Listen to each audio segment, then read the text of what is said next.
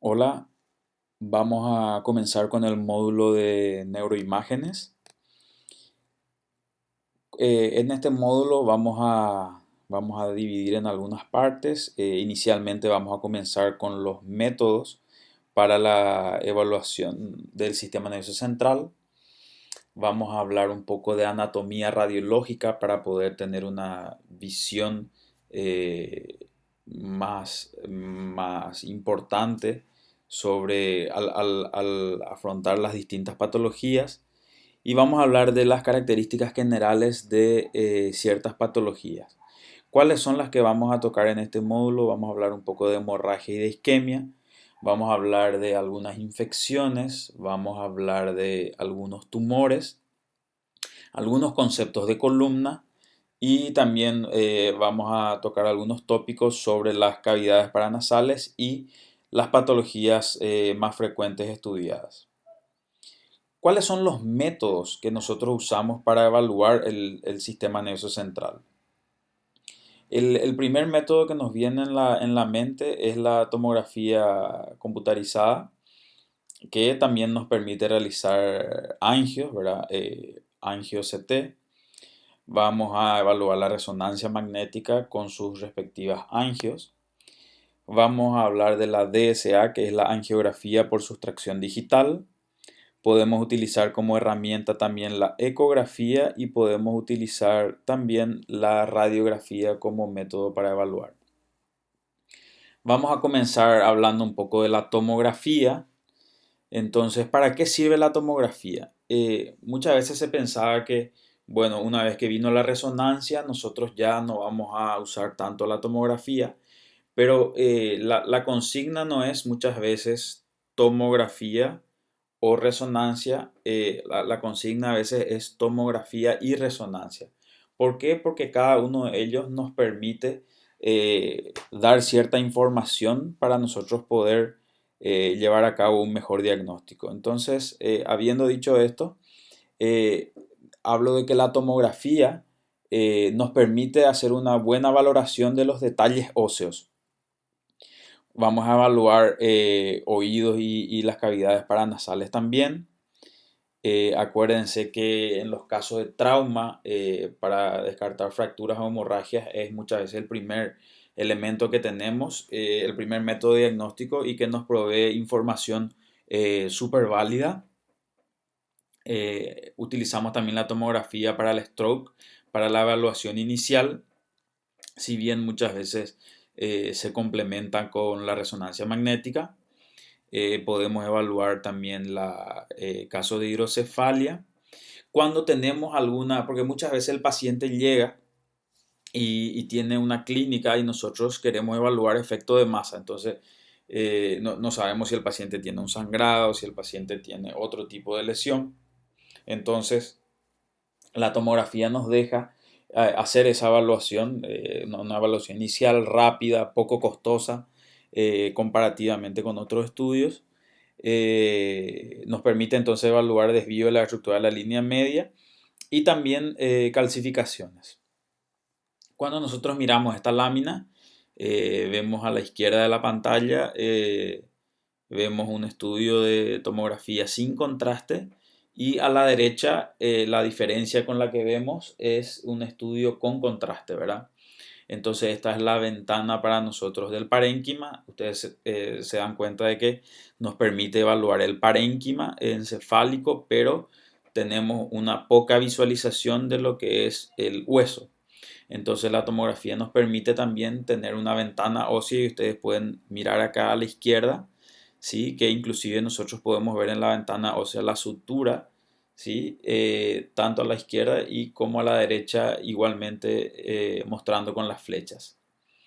Una cosa interesante que nos permite la tomografía también es hacer estas reconstrucciones tridimensionales que muchas veces son válidas e importantes para evaluar, por ejemplo, fracturas que no tienen desplazamiento, unas fracturas mínimas. Entonces puede aportar información bastante válida y además nos permite hacer valoraciones también de otro tipo. La tomografía también nos permite hacer las angio CT, donde obviamente vamos a utilizar contraste, y el contraste que se usa en tomografía es el contraste de tipo iodado. Esto nosotros vemos de esta manera, inclusive se pueden hacer reconstrucciones vasculares tridimensionales. Ahora pasamos un poco a la resonancia magnética, y en resonancia magnética nosotros hablamos de secuencias. Entonces tenemos la secuencia Spineco, ¿verdad? Las secuencias clásicas que nosotros vemos que son el T1 y T2, que probablemente habrán escuchado todos en algún momento. Tenemos secuencias de inversión-recuperación, que son el flare y el steer, secuencia de cogradiente, ¿sí? Secuencia de susceptibilidad magnética. Esta secuencia es muy importante, la secuencia de difusión. Después también, así como la tomografía, la resonancia también nos permite realizar angioresonancias, espectroscopía por resonancia magnética, secuencias de perfusión y otras varias secuencias más. Entonces, nosotros en resonancia magnética tenemos varias secuencias, y una secuencia sola nos da una información parcial sobre una imagen o una lesión que nosotros tenemos. Entonces, muchas veces nosotros tenemos que comparar las secuencias. ¿Qué quiere decir eso? De repente con una sola secuencia es a veces difícil hacer cierto diagnóstico, entonces nosotros tenemos que comparar diferentes secuencias, y que eso nos pueda, haciendo una sumatoria de eso, entonces nos va a proveer una información válida para nosotros poder acercarnos al diagnóstico más certero para el paciente. Entonces vamos a comenzar por una secuencia clásica, que es la secuencia T1, donde básicamente lo que tenemos que manejar así en conceptos grandes, siempre hay que buscar, para que ustedes sepan en qué secuencia están, busquen líquido y grasa, ¿verdad? Entonces en el T1 nosotros vamos a mirar donde hay líquido en los ventrículos laterales, ¿verdad? Entonces nosotros vemos hiposeñal, ¿sí? O hipointenso a nivel de los ventrículos, laterales. Entonces ahí vemos que hay líquido, y la grasa nosotros vemos que se ve con hiperseñal. Otra característica de la secuencia T1 comparativamente con la T2 es que la sustancia gris se ve más oscura, más gris, como su nombre lo dice, comparativamente con la sustancia blanca. En la secuencia T2 nosotros vemos que el líquido se muestra con hiperseñal, ¿sí? A diferencia del T1. Pero también una cosa en la cual se parecen es que la grasa se muestra, al igual que el T1, también con hiperseñal. Y ustedes visualizan acá que la sustancia blanca es más oscura, que la sustancia gris es más clara, ¿verdad? Es otra manera de diferenciar. Después tenemos esta resonancia, esta secuencia, perdón, que se llama FLAIR, ¿sí? Y esta secuencia FLAIR es importante para evaluar edema y gliosis.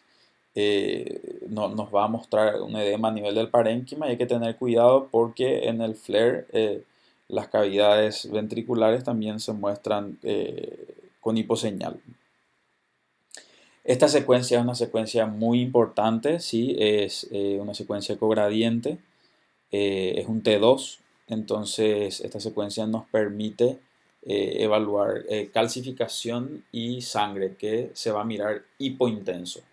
La sangre y el calcio se va a mirar de manera con hiposeñal. Esta secuencia es muy importante, si bien no da una resolución anatómica muy linda.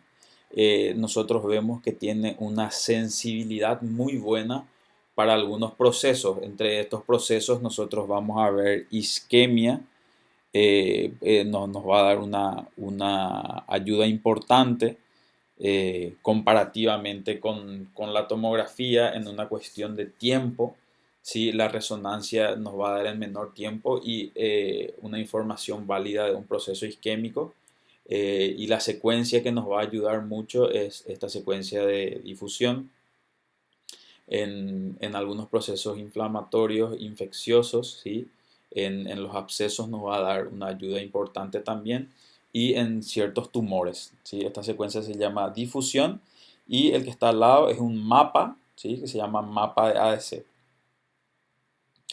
En el gadolíneo, que es el contraste utilizado en resonancia magnética, se utiliza habitualmente en secuencia T1. Eh, Esto es la espectroscopía por resonancia magnética que nos permite medir una cierta, o sea, medir la cantidad de metabolitos que hay en una cierta área determinada que nosotros le indiquemos al computador, ¿verdad?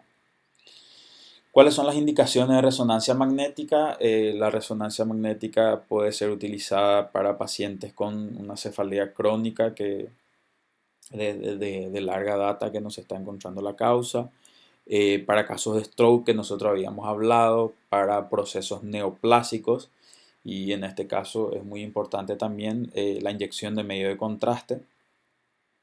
Para procesos infecciosos también nos va a dar una ayuda importante, también válida con inyección de medio de contraste.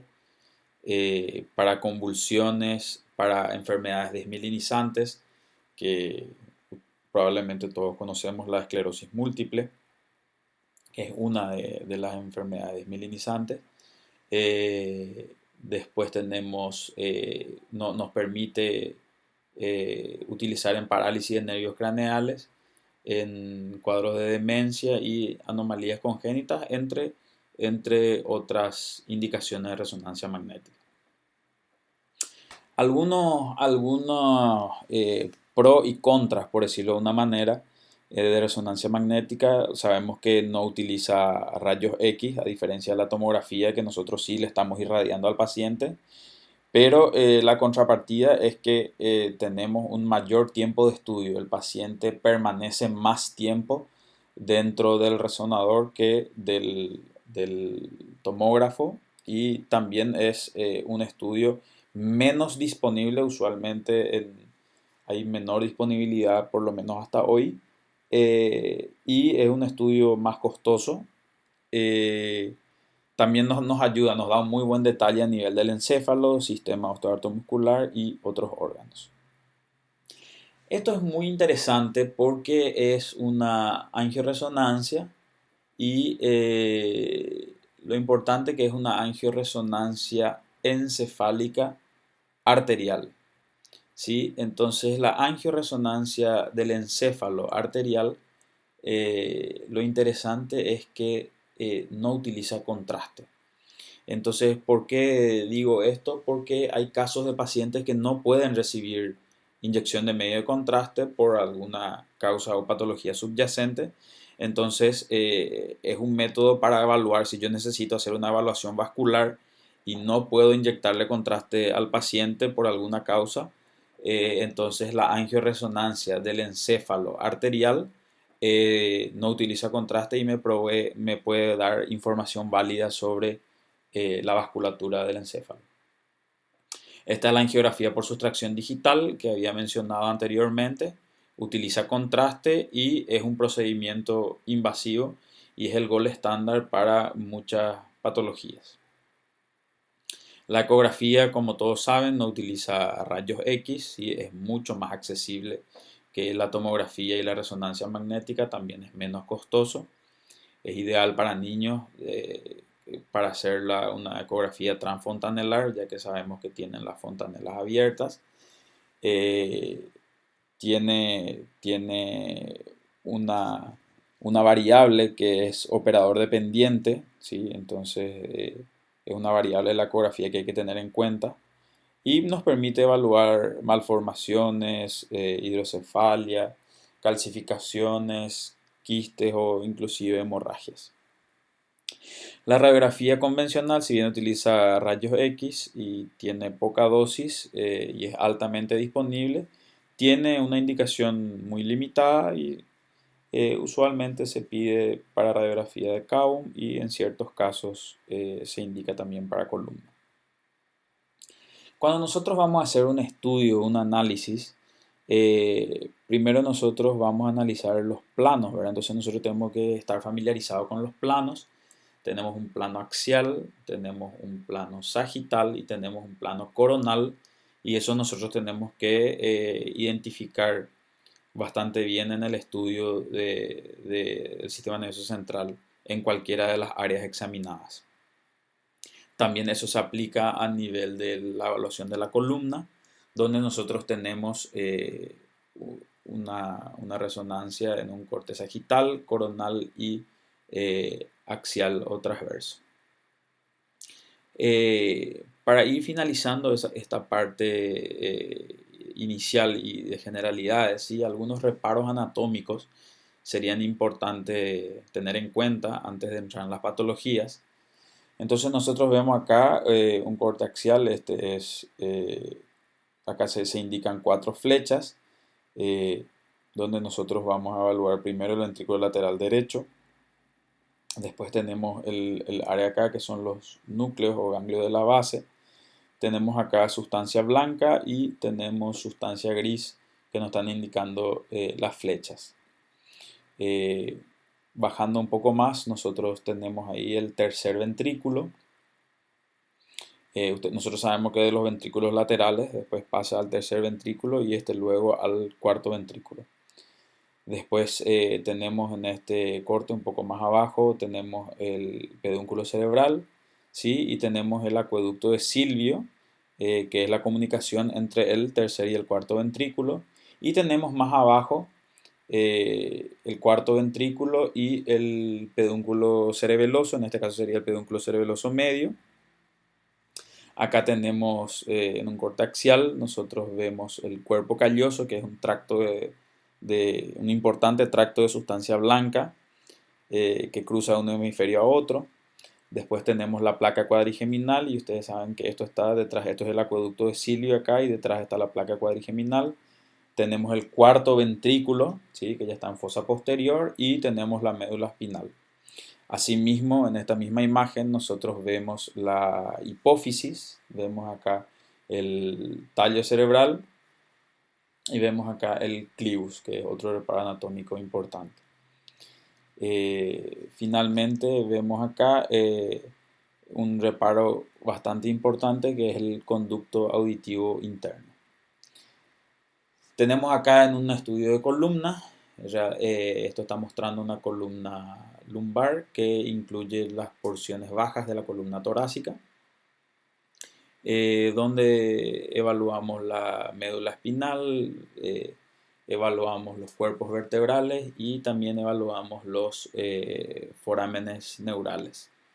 Vemos que el cono medular aproximadamente termina en L1, ¿sí? Y después lo que tenemos abajo son las raíces de la cauda equina, cómo manejamos ese concepto por anatomía. Acá vemos en esta línea verde que ustedes ven acá, este es su par en el corte axial, donde nosotros vemos el foramen neural, donde vemos la salida del nervio. Vamos a comenzar ahora con la primera parte de las patologías y vamos a comenzar con isquemia y hemorragia. Entonces, la primera pregunta que quizás tenemos que hacer es ¿cuál es más frecuente? ¿El ACV isquémico o el ACV hemorrágico?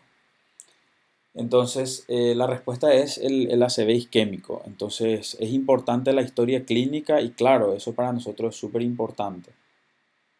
Entonces, vamos a comenzar hablando de isquemia.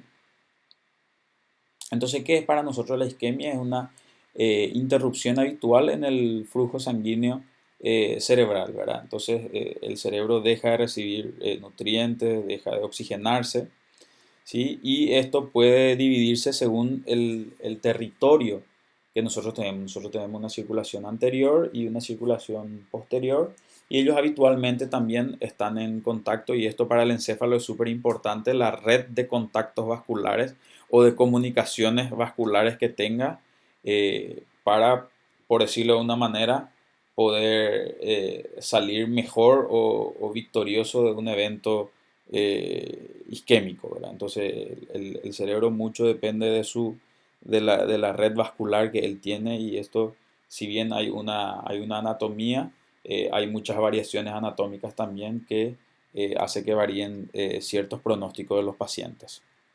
Las causas son múltiples, por citar alguna de ellas, puede ser aterosclerótico, cardioembólico, disección, y hay otras varias.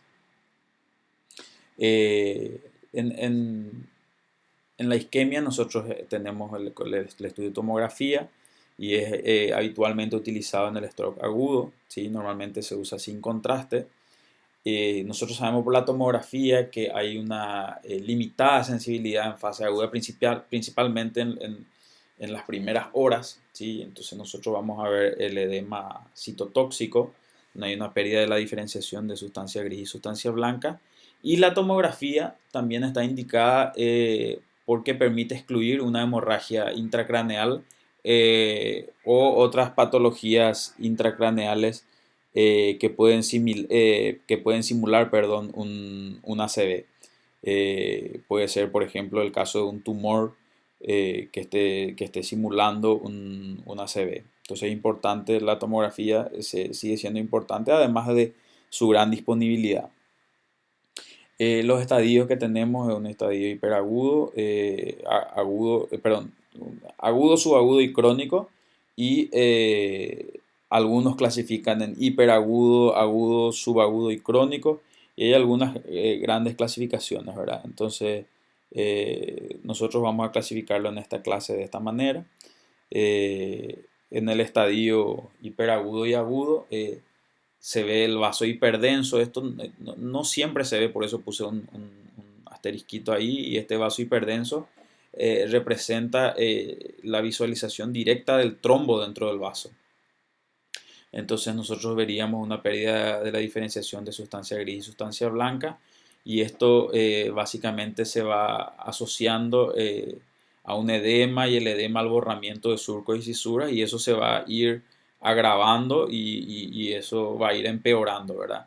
Y eso va a producir un efecto de masa, y muchas veces dependiendo, a veces el ACV es pequeño, a veces la isquemia es pequeña, a veces la isquemia es muy grande, ¿sí? Entonces, todo esto que yo les digo es muy variable dependiendo del tamaño, pero en lo que vemos básicamente es que estos son los hallazgos que nosotros vemos inicialmente.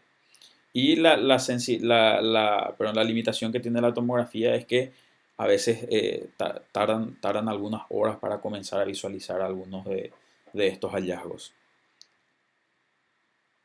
Después tenemos el estadio subagudo, ¿sí? Y crónico. Entonces en el estadio subagudo el edema comienza a disminuir y aumenta ligeramente la densidad del parénquima, y en el estadio crónico ya se observan áreas de gliosis y de retracción. Es como una cicatrización del parénquima dañado, ¿verdad? Y muchas veces hace un efecto de masa negativo. Entonces esto visualiza el trombo, el signo de la arteria hiperdensa que habíamos hablado, que representa el trombo directo dentro del vaso. Y acá vemos áreas de hipodensidad que están mostradas con las flechas, que muestran áreas de un parénquima infartado, ¿verdad?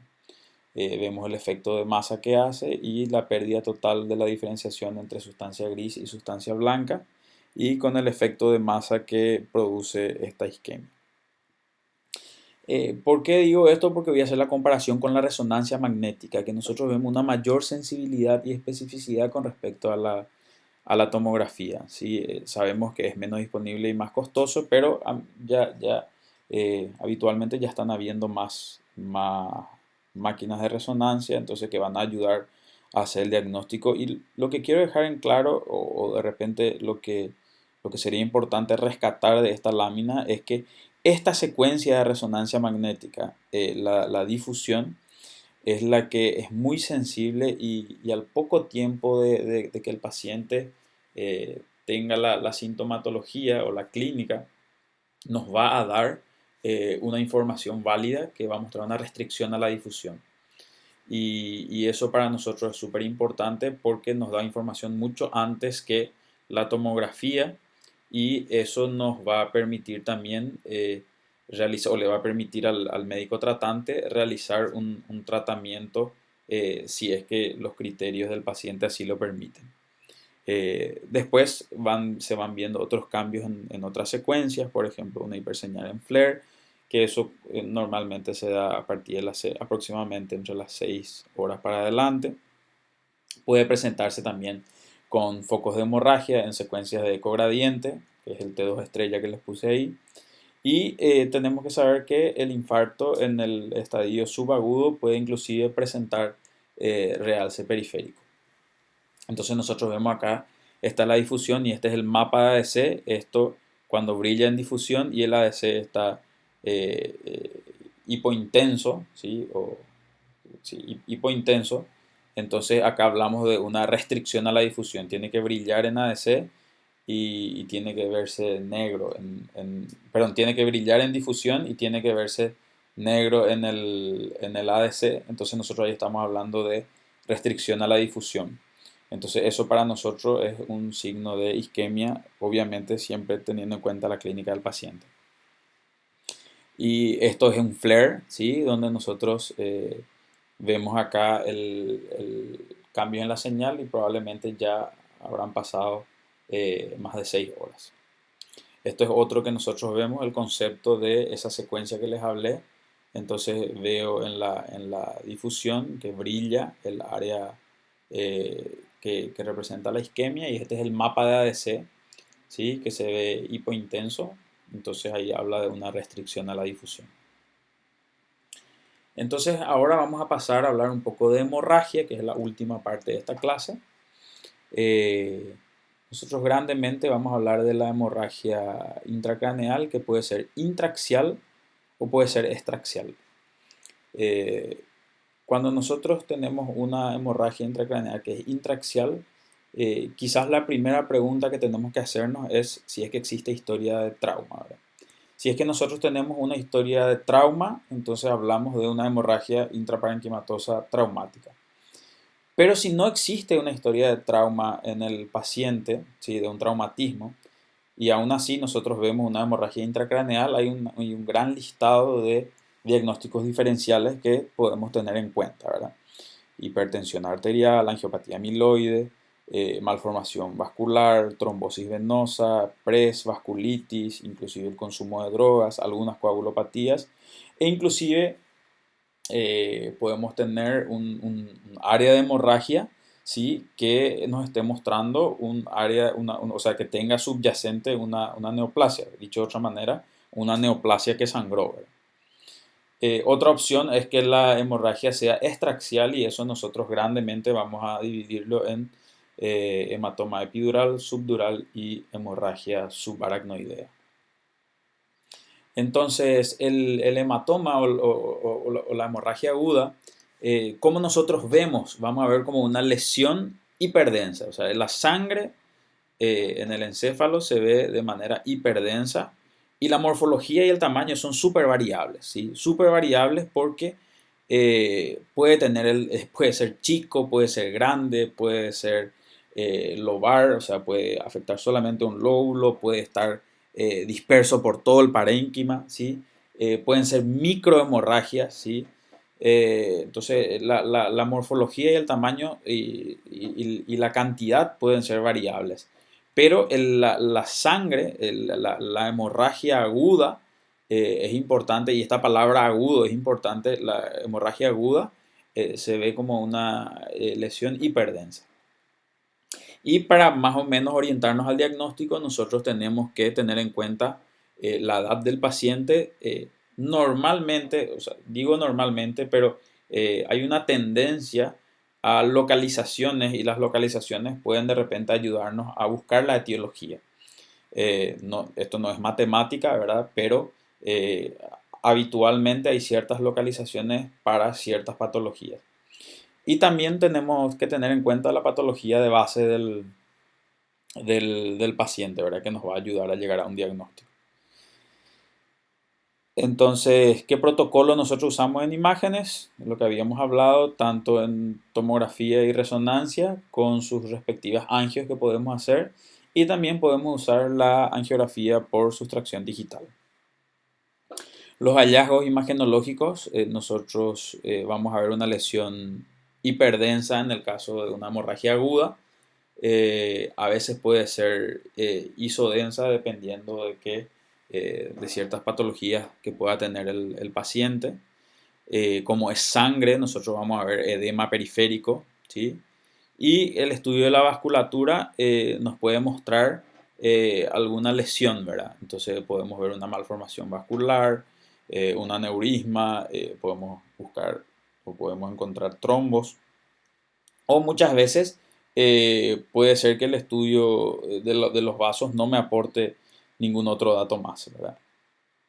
Este es un gráfico del Radiopedia que me parece muy didáctico. Entonces nosotros vemos acá que el sangrado agudo tiene una densidad alta y esto va bajando a medida de que pasa el tiempo. Después en algún momento va a ser isodenso y eso puede engañar a la vista, ¿sí? Y después eso pasa a ser hipodenso a la medida que pasa el tiempo. Es muy interesante este gráfico, por eso puse ahí. Entonces acá tenemos un caso de un paciente, ¿sí? Con un sangrado en región nucleocapsular, ¿sí? Vemos un poquitito también de hemorragia dentro del ventrículo, que hace vemos acá que tiene un edema periférico, tiene un poco de efecto de masa, y estamos frente a un caso de una hemorragia hipertensiva, que es una de las causas del sangrado intraparenquimatoso, y el lugar donde habitualmente vemos la hemorragia hipertensiva es en la región nucleocapsular, ¿verdad? Es la localización por lo menos más frecuente que existe, ¿verdad? Entonces nosotros vemos acá otro caso de otro paciente que vemos una hemorragia, queríamos ver un poco más lobar, pero vemos que involucra tanto el lóbulo frontal como parte inclusive del lóbulo parietal. Vemos importante edema, ¿sí? En el caso de este paciente. No es tan nucleocapsular, vemos que está un poco más superior. Y este es el caso de un paciente que tiene una lesión neoplásica, ¿sí? El paciente tuvo un glioblastoma y el glioblastoma, una de sus características es que puede estar asociado a sangrado. Entonces, este es otro caso de sangrado, de sangre que nosotros vemos dentro del parénquima y fue que el paciente tenía un tumor subyacente. Este es una paciente joven, ¿sí? Que vino perdón, que recibimos la indicación de que ya se había visto que tiene una hemorragia, y la idea era descartar una neoplasia subyacente, ¿verdad? Ese era el pedido, la indicación médica. Entonces vemos acá obviamente un área de hemorragia importante, edema, la localización es más periférica, pero la edad del paciente, sí, el paciente muy joven, ¿verdad? Entonces uno a veces con paciente joven, a veces no quiere pensar tanto en neoplasia, no quiero decir que no existe, pero puede existir neoplasia en pacientes jóvenes, pero la edad hace que uno ponga un poco el pie en el freno y busque otras causas, ¿verdad? Entonces esto había llegado como pedido y finalmente se hizo una resonancia del paciente. Finalmente el diagnóstico de este paciente, si ustedes ven acá, esto es una angioresonancia venosa. Vemos acá el sistema venoso, acá el seno transverso sigmoide, y de este lado nosotros no conseguimos ver sangre que pase por ahí. Entonces estamos frente a una trombosis venosa que hizo una transformación hemorrágica. Entonces la paciente no tuvo una neoplasia subyacente, sino tuvo una trombosis venosa que terminó sangrando. Entonces puede dar lugar a un infarto venoso hemorrágico, ¿verdad? Y hay factores de riesgo que son la deshidratación, el embarazo y el uso de anticonceptivos orales son causas que pueden llevar a la trombosis venosa. Entonces, esta es otra causa de sangrado. Ustedes se dan cuenta que estoy poniendo varias causas varios casos con causas de sangrado. Este es otro caso de un paciente que se presentó con clínica de cefalea y alteraciones visuales. Y finalmente fue un caso de un paciente con malformación vascular. Y las malformaciones vasculares pueden ser de alto y de bajo flujo. Eh, las malformaciones de alto flujo son malformaciones arteriovenosas o fístulas arteriovenosas, entre otras. Y las de bajo flujo hay varias, sí, puede ser cavernoma, telangiectasia capilar, entre otros. Este es un caso bastante importante que pienso que hay que manejar bastante bien, que nosotros vemos unas lesiones hiperdensas, ¿verdad? Vemos abundante sangre, ¿sí? Sangre donde en el espacio subaracnoideo. Entonces nosotros estamos frente a un caso de hemorragia subaracnoidea. Vemos los ventrículos dilatados también. ¿Cómo se define la hemorragia subaracnoidea? Como sangre en el espacio subaracnoideo. Obviamente en el estadio agudo se ve como una hiperdensidad, y en resonancia magnética, en la secuencia FLAIR, se puede ver como una hiperintensidad.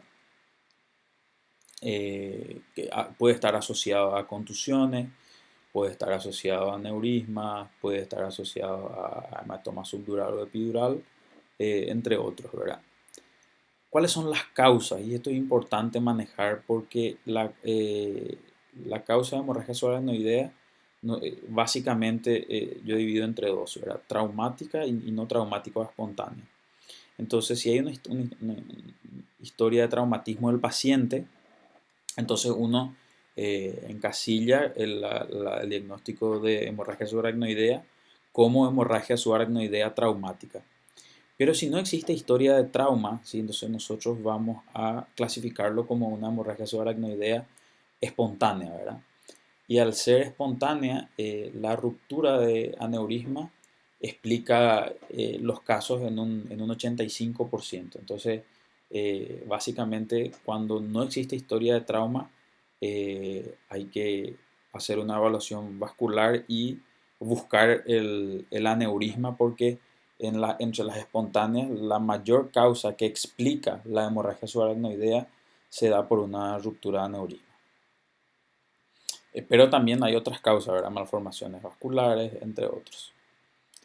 Ya estamos llegando al final de las láminas. Este es otro caso, un paciente que tuvo una historia de trauma y tuvo un golpe a nivel occipital, ¿sí? Un golpe posterior. Y es interesante donde nosotros vemos inclusive lesiones del lado opuesto, ¿verdad? Porque el paciente refiere de que tuvo un golpe posteriormente.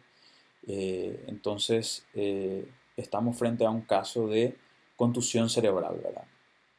Entonces, es importante que son hemorragias asociadas a edema, ¿sí? Las lesiones habitualmente son superficiales y comprometen la sustancia gris y la sustancia blanca subcortical. Se da básicamente en áreas donde hay una protuberancia ósea o hay una irregularidad ósea. Entonces el cerebro hace como si fuera un golpe hacia el hueso, y eso hace que haya contusión cerebral, ¿verdad? O también se puede dar en áreas donde hay pliegue de la dura madre, habitualmente en el polo frontal y temporal, ¿sí? Es lo más común. Acá es importante manejar que tanto la tomografía como la resonancia van a ser útiles para nosotros, principalmente por la evolución, ¿verdad? Vemos casos a veces de que hay después de la contusión cerebral, hay buena evolución imagenológica por tomografía, pero clínicamente no hay una evolución esperada, ¿verdad? cómo esperamos que esté mejorando todo. Entonces muchas veces la resonancia magnética con algunas secuencias, principalmente la secuencia de susceptibilidad magnética, nos permite ver áreas de microhemorragia y áreas de lesión axonal difusa, que nos permitiría básicamente explicar un poquitito el tema de la evolución del paciente. Entonces, muchas veces en el caso de estos pacientes que tienen contusión cerebral y tienen un traumatismo, van a iniciar con una tomografía y a veces el seguimiento, muchas veces el seguimiento ya se hace con tomografía y también resonancia para, dependiendo del caso y de la clínica del paciente, para hacer la evolución del paciente. Entonces, ambos para mí son útiles. Este es un concepto muy importante que hay que manejar, eh, que el golpe es una lesión directa en el cerebro adyacente al lugar de impacto que vimos en el caso pasado, y vemos que el contragolpe es una lesión opuesta al lugar de impacto y por lo general son más graves y que mostró el caso que les había mostrado anteriormente, y justamente como esto estaba en la literatura. Entonces quise mostrar el caso para que ustedes vieran en la lámina de que inclusive el paciente tuvo lesiones de contragolpe de mayor envergadura. Finalmente estamos en otro caso que nosotros vemos una lesión hiperdensa, ¿sí? Es una lesión extraxial que ejerce efecto de masa, edema, y estamos frente a un hematoma subdural. Entonces el hematoma subdural está por dentro de la dura madre, tiene una forma de media luna, ¿sí? Lo importante es saber de que ellos pueden cruzar las suturas, y el traumatismo es la causa más común del hematoma subdural. ¿Qué método imagenológico usamos nosotros? Habitualmente la tomografía sin contraste ya nos provee suficiente información. Esto finalmente nosotros vamos a ver acá, es una lesión que parece convexa, realmente nosotros vemos acá y parece biconvexa, y entonces estamos frente a un hematoma epidural que está por fuera, ¿verdad? Está entre el cráneo y la dura madre. La otra era subdural, ¿sí? Y esta está por fuera de la dura, entonces está entre el cráneo y la dura madre. Entonces hiperdenso, biconvexo, normalmente es unilateral y supratentorial, y esto es muy importante porque en la gran mayoría de los casos esto está asociado a una fractura. Y la otra diferencia que tiene el hematoma epidural con el subdural es que el epidural habitualmente no cruza las suturas, a diferencia del subdural que habitualmente sí cruza las suturas.